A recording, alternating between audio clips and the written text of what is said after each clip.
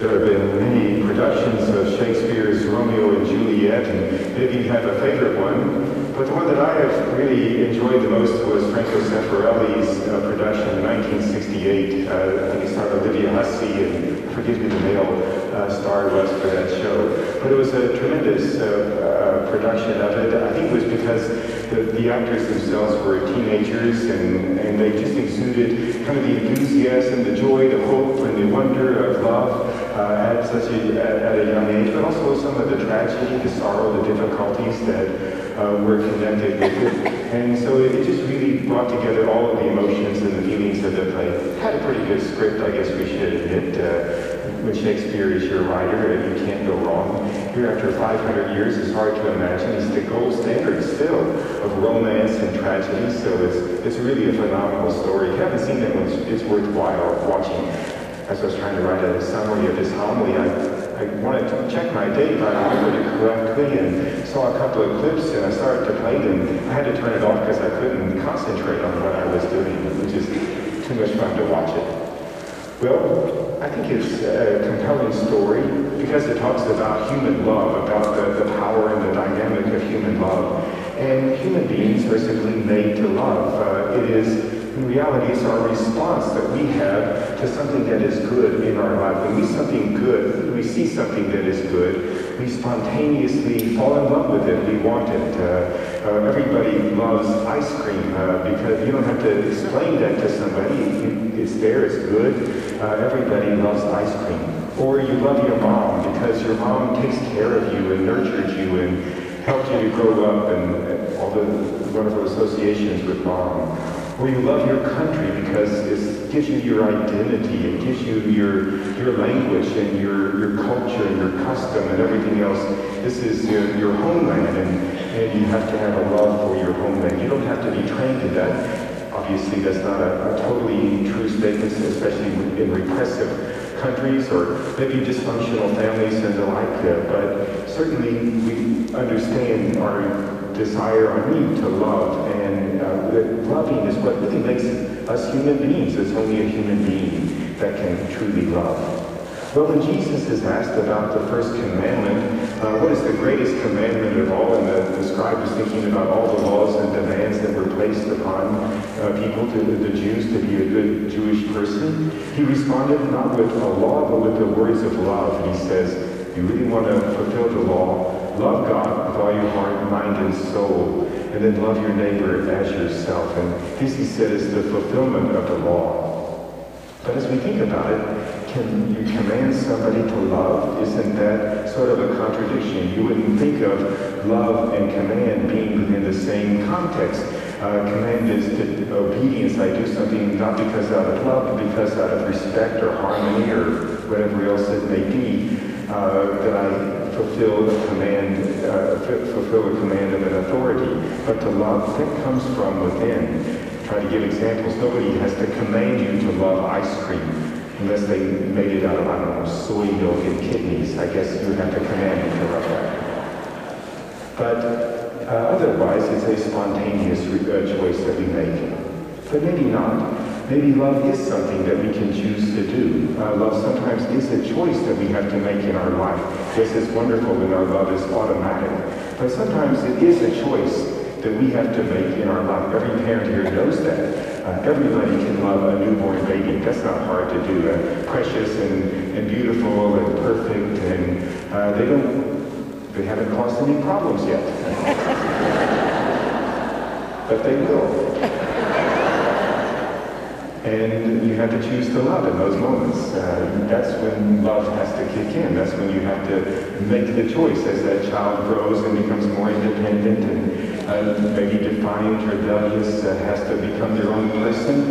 A good parent doesn't say, well, I don't feel attracted to this child anymore. I'm just not going to love him or her.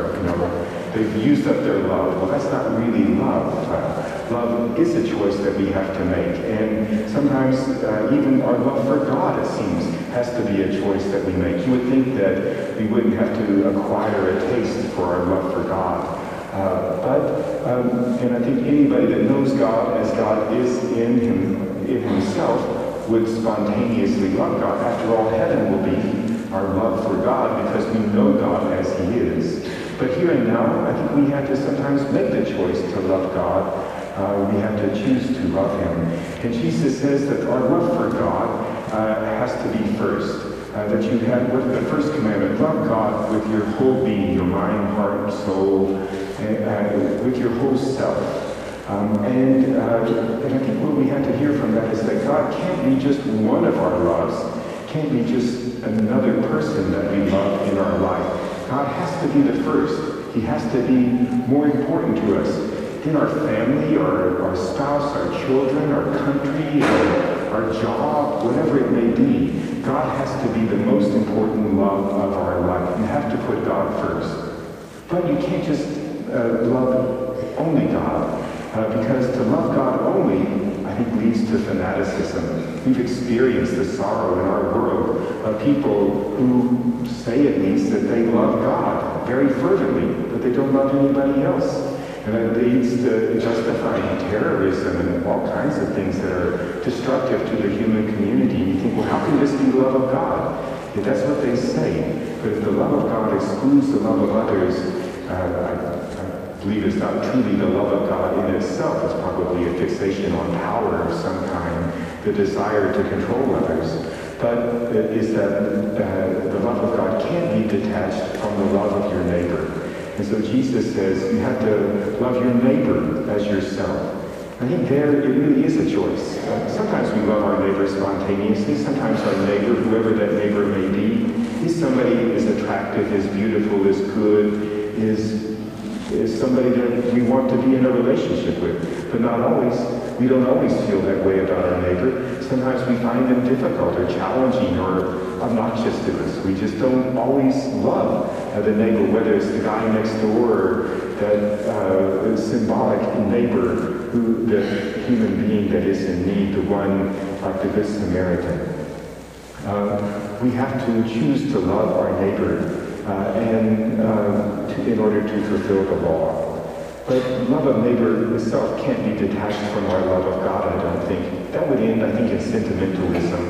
We become kind of sentimental about the world around us. And in a certain sense, I think it's probably one of the problems with sort of a secularism, is that it detaches from God. And it just makes everybody into a sentimental creature. And we don't have a sense of our right relationship to God. That we turn humanity into God itself. And that's a mistake as well. Only God can be God. Only God can be worshipped. And we need to worship. It's part of being a human being. We need to respond to God in our life. So both of them are critical, the love of God and the love of neighbor. Jesus says to the scribe who seems to get it, he says, you're not far from the kingdom of God.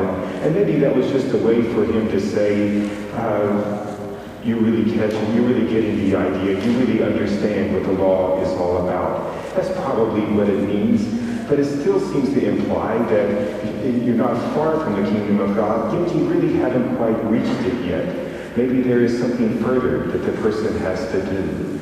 And in the Gospel of John, Jesus says his great commandment is to love one another as I have loved you.